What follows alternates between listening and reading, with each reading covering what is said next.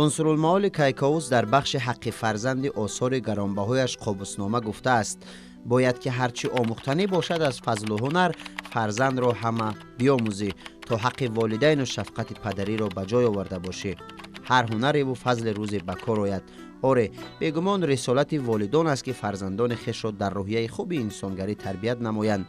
این موضوع در ایجاد بزرگان قلمکش نیز خیلی زیاد جایگاه دارد. در جاده کلام بدی کم نفرانی رو ما پیدا میکنیم که درباره تربیه فرزند و احترام و محبت فرزند نسبت پدر و مادر چیزی نگفته باشند. بسیار شاه اثرهایی هستند که در ادبیات نوشته شدند محض به همین موضوع بخشیده شدند. وقتی که ما شاه اثرهای مولانا عبدالرحمن جامی، دیوان غزلیات سعدی بزرگ و حافظ شیرازی، بیدیل و دیگران را ورق میزنیم، خمیرمایه اشعار این نابغه های ادب فارسی هم همین تربیه، همین اخلاق، همین آدمیت، همین احترام فرزند نسبت پدر و مادر است. اگر همین خیل نمی بود، چرا حضرت جامی یک شاه اثر بزرگ خیش را که بهارستان نام دارد به تربیه فرزند بخشید؟ چرا رساله حاتمیه پیدا شد؟ چرا انوار سهیلی حسین وایزی کاشفی پیدا شد؟ ببینید که وقتی که ما به صحیفه های ادبیات فارسی نظر می افکنیم، موضوعی از همه جالب، موضوعی از همه خواندنی، این همین موضوع است.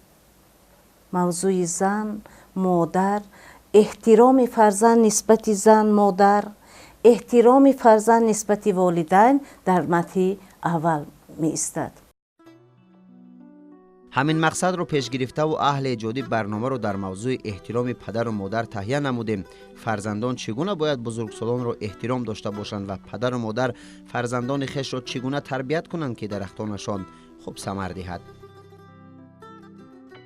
ببینید، یک پیوستگی بین نسل ها وجود دارد و هر نسل، یعنی هر فرزند، اگر در شکل مفهوم های فلسفی گوییم، شعور هر فرد در زیر تاثیر شعور جمعیتی شکل میگیرد. یعنی یک فردی که تولید می شود و هنوز دوره اخلاق نیست، در وی بالقوه هیچ گونه اخلاق وجود ندارد و اون که کدامین نوع ارزش های اخلاقی را ما در وجود یک فرد میپروریم، آینده اون همون می شود. یعنی پدر فرزند هر قدر درست تربیت کند، آینده فرزند میتواند برای پدر همیشه سهمگزار باشد و فرزند در نوبت خود با فرزند خود همون عمل میتوند تکرار کند. یعنی یک حلقه همبستگی بین یک زنجیره به هم پیوستی بین نسل های به وجود آورد و از این لحاظ من فکر میکنم که همون یک گوش مردمی است. هرچی کنی با پدرت همان کشی از پسرت. یعنی واقعیت همین است که هر پدر در تربیت فرزند باید درست، عاقلانه و با خرد عمل کند، نه تخمینی و توکلی. و حتما اون فرزند تربیت یافته هم میتوند با همون شیوه با پدر خود جواب گوید و فرزند خودم در همون روحیه تربیت کند. وقتی که ما به صحیفه های ادبیات نظر می افکنیم، مثلا شاعران عرفانی داریم که تمامی خمیرمایه اثرهایشان از سنگ تراشیده تصوف پایه‌گذاری شده است. یعنی که مثلا اونجا صوفیزم، بله، ولی در همین جا هم وقتی که ما دقت می‌دیم، نظر می‌افکنیم، موضوع آنها، آرزوی آنها، آمال آنها همین موضوع است. یعنی که آدمیت، در روحیه آدمیت تربیت شدن فرزند. البته مسئله تعلیم و تربیت نسل نورس همیشه از موضوعهای مهم جامعه به شمار می رود. اگر جوانان امروزه را به نسل گذشته مقایسه نمایی، تفاوت از زمین تا آسمان است. اول اینکه زمانه دیگر شده است، ساخت اجتماعی کلا تغییر یافته، جوانان و نورسان بیشتر به ساحه تکنیک رو آوردند. اگر زمان گذشته برای تربیت نسل جوان کتاب‌های بدیعی و آثار کلاسیکان را استفاده برده، حتی جوانان در خوانش کتاب بین هم مسابقه تشکیل می‌کردند. متاسفانه در جامعه کنونی کتاب ماهیت خود را گم کرده است و شاید این مسئله نیز باعث شده تواند. بیایید یک اندیشه کنیم. از کجا در دل فرزند همین مهر و محبت نسبت والدین پیدا می شود؟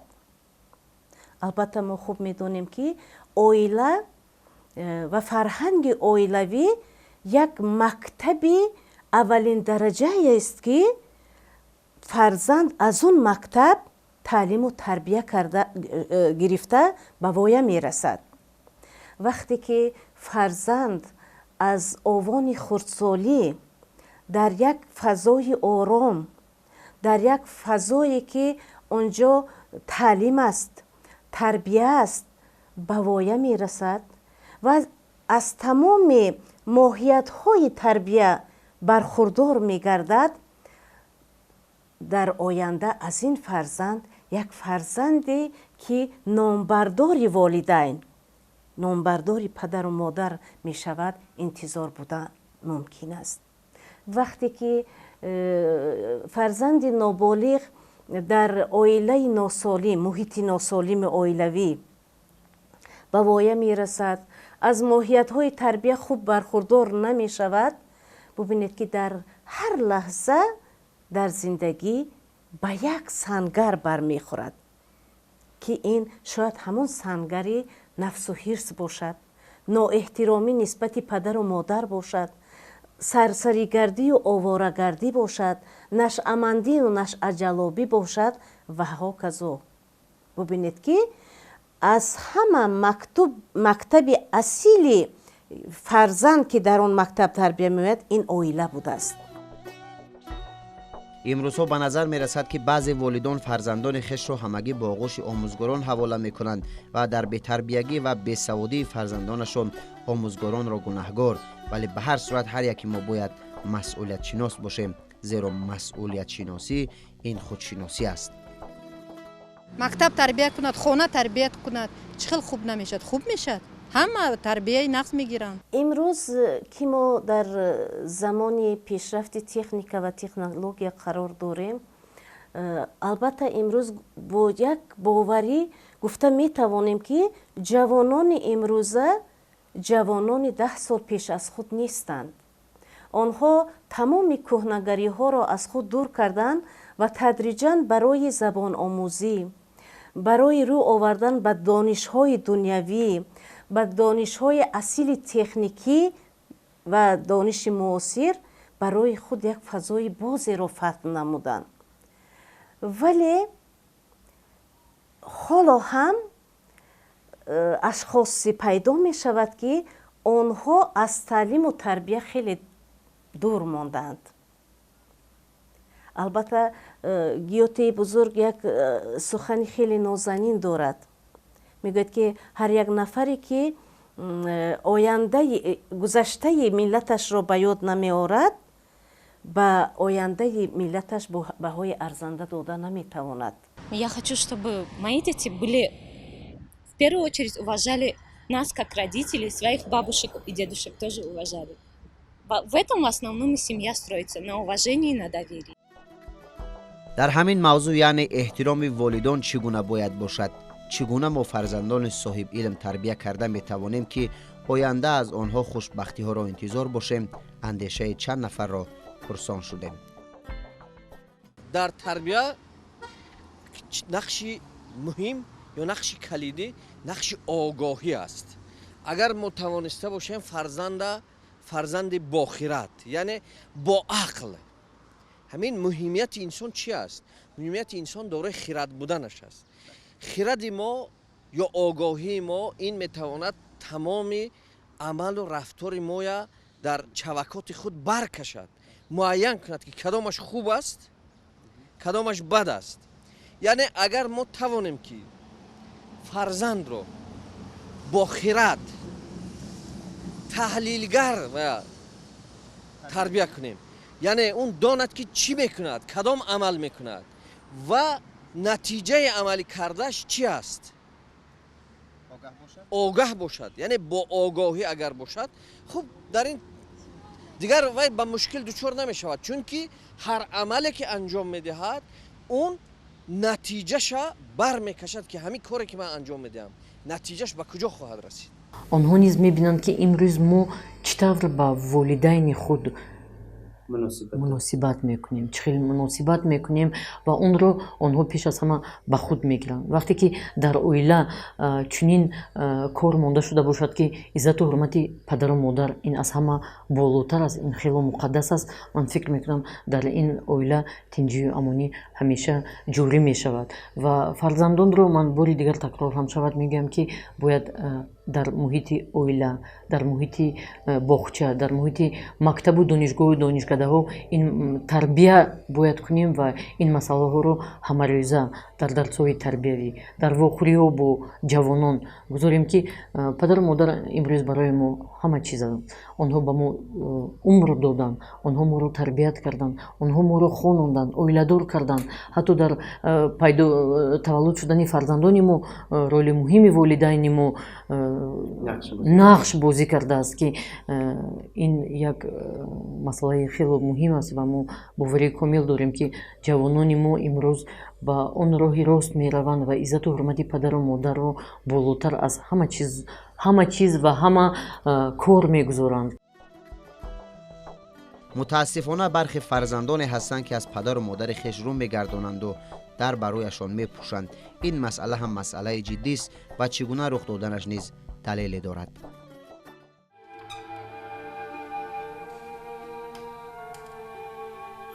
دخترم با تو چی شد؟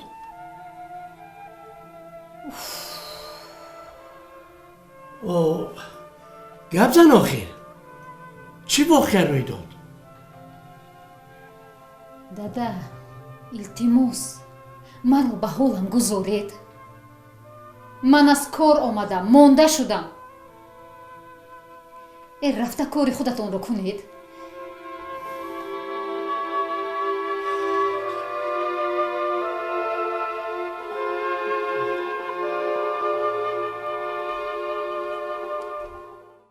البته خیلی دشوار با فرزندان در این موضوع صحبت کردن، آنها رو با آنها فهمانده دادن که این پدر و مادر شما است و شما باید نه تنها دولت بلکه خودی فرزندان باید نگاه بینی خوب کنند پدر و مادر را. نیکی افسوس که قسمی فرزندان گرفتن پدر و مادران را به اویله ها برگرداندیم. نیکی قسمی زیادی آنها که سبب‌های گوناگون را پیش آوردن و عین زمان این میسفیدان در مرکزی ما خدمت رسانی ها کرده میشوند و پس از خدمت رسانی ها رو گرفتن وقتی که ما اونها رو به محیط اویلوی اگر برگرداندن نتوانیم، تنها با راحت وزارت تندرستی و حفظ اجتماعی اهالی جمهوری تاجیکستان آنها رو به خانه اینترنت هایی که در جمهوری تاجیکستان هستند برای بودوبوش دائمی به اونجا ما برمیگردانیم. برای تقویت فکرها ما اهل ایجادی چند نواری از خانه پیرانسالان شهر دوشنبه جمع آوری نمودیم که وابسته به سطح زندگی و روزگذرانی والدانی هستند که بیشتر آنها از محبت فرزندان دور ماندند.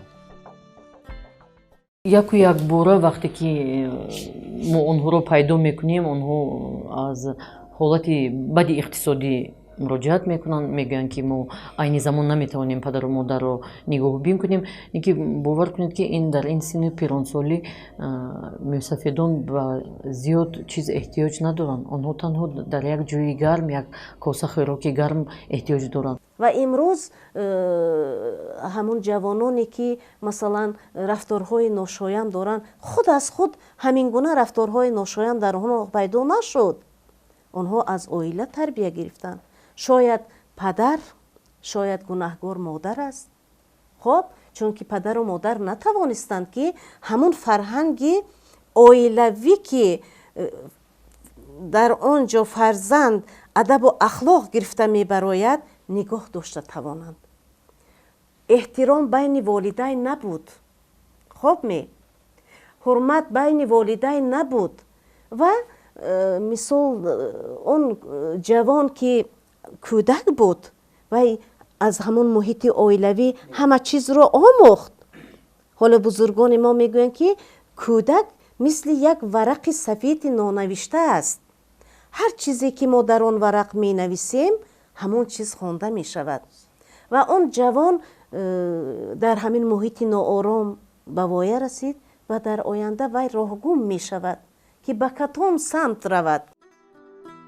бояд қайд намуд ки дастгириҳои ҳукумати ҷумҳурии тоҷикистон баҳри маъюбону барҷомондагон ва бепарасторон хеле зиёд аст ва шароите ки барои эшон муҳайё гардидааст муносиб аст. дар конститутсияи ҷумҳурии тоҷикистон омадааст, дар моддаи 34 конститутсияи ҷумҳурии тоҷикистон дар бораи масъулияти фарзандон дар таъмини иҷтимоии волидон хеле корҳои зиёд карда мешавад аз тарафи маркази минтақавии хизмати иҷтимоӣ ба нафақахӯрон ва майбони шаҳри Душанбе ки имрӯз сарпарасти 90 нафар мусафидоне ҳастанд ки онҳо дар ҳолати душвори зиндагӣ қарор доранд. падару модар дарахти сабзи низоми хилқатанд ки фарзандон меваҳои шодоби он мебошанд. онон замини пурбаракате ҳастанд ки маҳди пурмеҳри онон заминсозӣ, парвариши насли одамиён ва оғӯши гармашон бистари муносибе барои рушду шукуфоии истеъдоди фарзандон мебошад. худо ба шукр фарзанди ман тарбияи нағз дорад, ягон камбудӣ надисодем, мана ҳурмат мекунад ва яшӯсунаш мо ба фақат ҳурмат дар кор, дигари чӣ дар кор не, як сухани хуб падар модар ба тамом. модару падар бузург ҳастанд. бузургии модар дар он аст ки бузургтарин неъмати дунё фарзандро ба дунё меорад. шабу рӯз дар фикри он аст ки фарзанд бузург, донишманд, ҳунарманд шавад ва барои ҷомеаи инсонӣ саҳмгузор гардад. вақте ки фарзандаш 1-2 сола мешавад, модар ба вай аввалин калимаҳоро ёд медиҳад.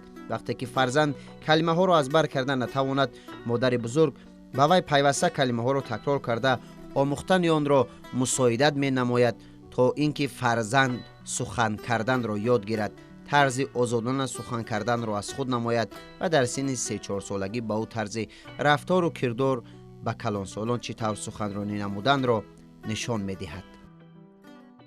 Уважение передается от поколения к поколению, мне кажется. Это то, что нам передают наши родители. Это ценности, которые нам передают. Если у нас нет никаких ценностей, то в этом случае мы не можем уважать не только своих родителей, и только самого себя.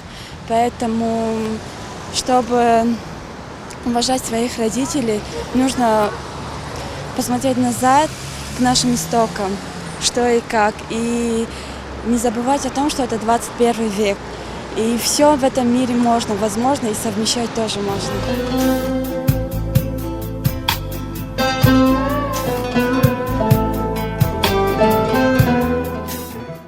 аз ин рӯ метавон гуфт ки волидон сутуни хонадони фарзандон ҳастанд.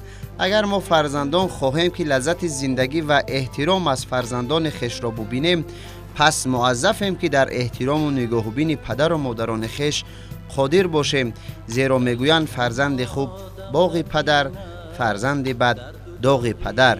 фақат моро месазад ки фарзандони хуби падару модар бошему номбардори эшон дар ватан.